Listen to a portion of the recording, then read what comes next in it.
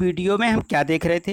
पिछली वीडियो में हम यूक्लिड्स डिवीजन एल्गोरिथम के प्रयोग द्वारा एचसीएफ कैसे निकालते हैं। तो अब यहाँ देखिए, कुछ यहाँ पे वर्ड्स प्रॉब्लम वाले सवाल दिए गए हैं, यानी संख्यात्मक यहाँ प्रश्न दिए गए हैं।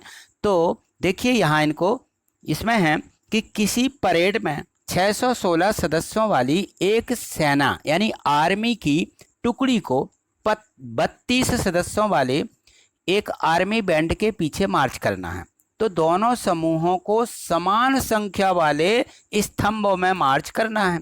दोनों स्तंभों की अधिकतम संख्या क्या होगी जिसमें वे मार्च कर सकते हैं। तो अब यहाँ देखिए, यहाँ पे दिया गया है कि कोई परेड है, इसमें कितने 616 सदस्य हैं और इन 616 सदस्यों को 32 सदस्यों वाले बैंड पार्टी के पीछे मार्च करना है कि वो समान स्तंभ में खड़े हो जाएं। तो यहाँ देखिए, जैसे मान लीजिए, मैं ऐसा मानता हूँ कि जैसे मान लीजिए यहाँ पे ये बैंड वाले हैं, ठीक है ना, आगे आगे ऐसे बैंड वाले चलेंगे और पीछे क्या होगा, इनके पीछे पीछे जो है ये 600 सदस्य जो हैं, ऐसे 600 सदस्य यहाँ पे क्या होंगे, इनके पीछे पीछे रहेंगे, है ना, ऐसे ऐसे पीछे रहेंगे ऐसे, और ये जो हैं आगे बैंड वाले रहेंगे और इनके पीछे ये इनके पीछे इस प्रकार से इनके ये सदस्य रहेंगे, जो ये 616 सदस्य हैं। तो वो कह रहे हैं कि समान संख्या वाले स्तंभों में मार्च करना है।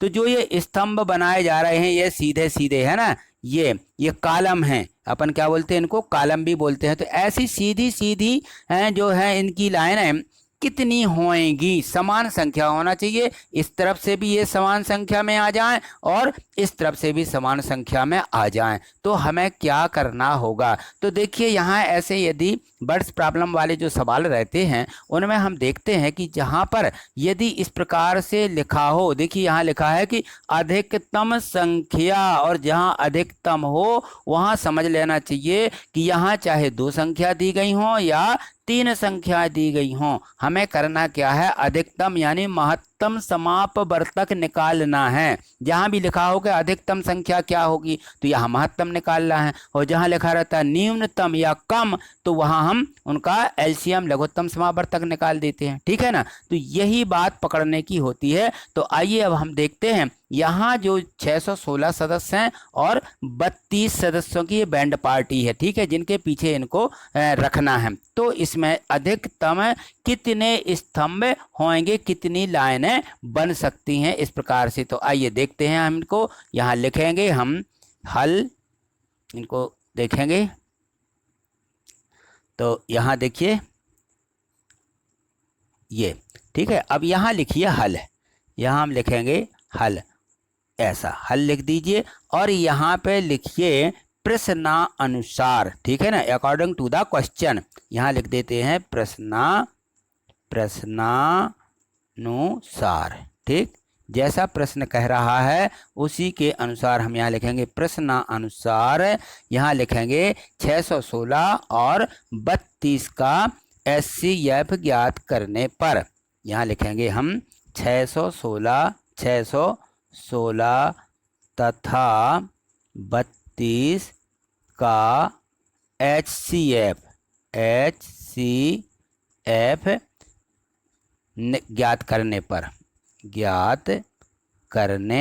पर ऐसा लिख दीजिए इसको। अब यहाँ देखिए हमें इनका क्या निकालना है, एचसीएफ निकालना है। तो एचसीएफ हम कैसे निकालते हैं, तो हम क्या लिख देते हैं, यहाँ पे जितने इसके चरण की प्रक्रिया होती है हमने देखा है इसको कि जो यूक्लिड डिवीजन एल्गोरिथम है उसी विधि से निकाल दीजिए। तो यहाँ पर हम क्या लिख देते हैं, हम लिख देते हैं चरण, ठीक है ना।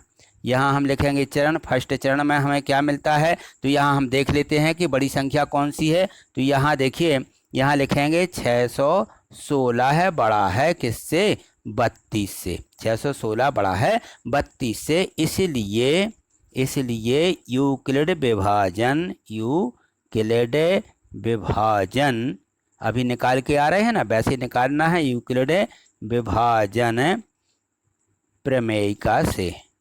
प्रमेयिका से बस हमें ये यूक्लिड विभाजन प्रमेयिका का यहाँ पे हमें उपयोग कर देना है। और देखिए यहाँ पर हम क्या लिखेंगे, ये हम लिख देते हैं BQ प्लस R, और ये 616 में हम क्या करेंगे, 32 का भाग देंगे। तो इस प्रकार से यहाँ देखिए हमने ये लिख दिए 616, और इसमें हमें क्या करना है, 32 का भाग लगा देना है।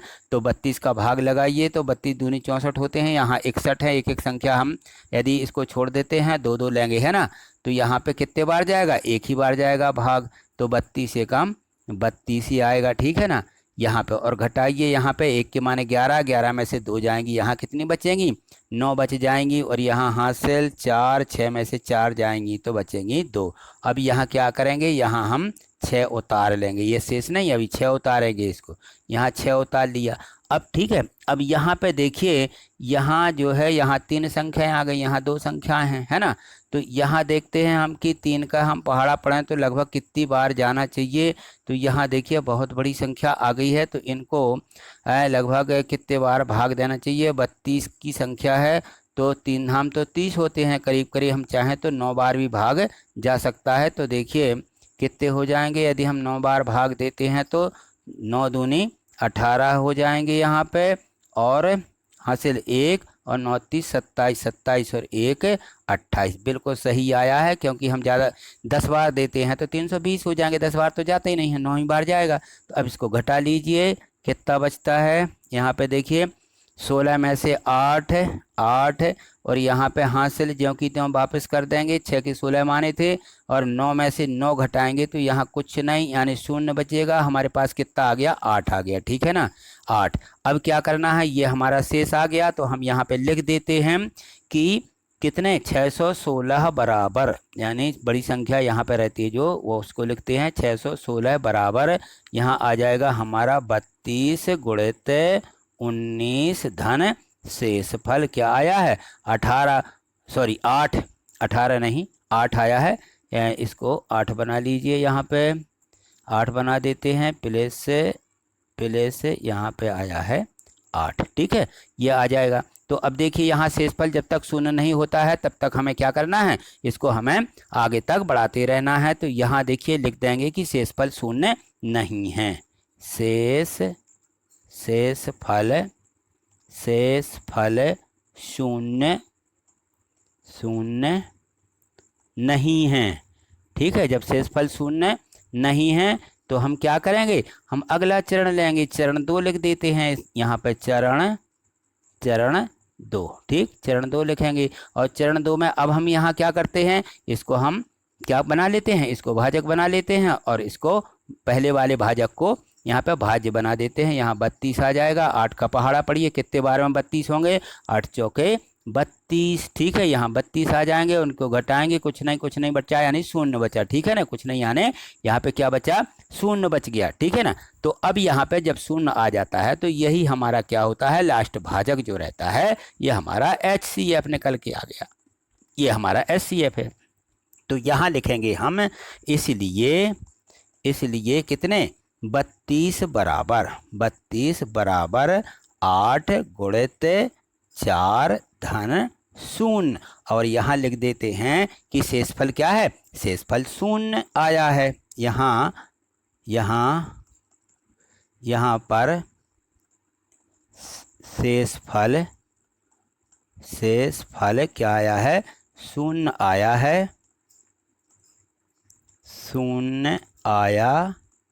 0 आया है, इसलिए। और जो हमारा भाजक है इसको लिखते हैं, नया भाजक कितना है, 8 है, तथा नया भाजक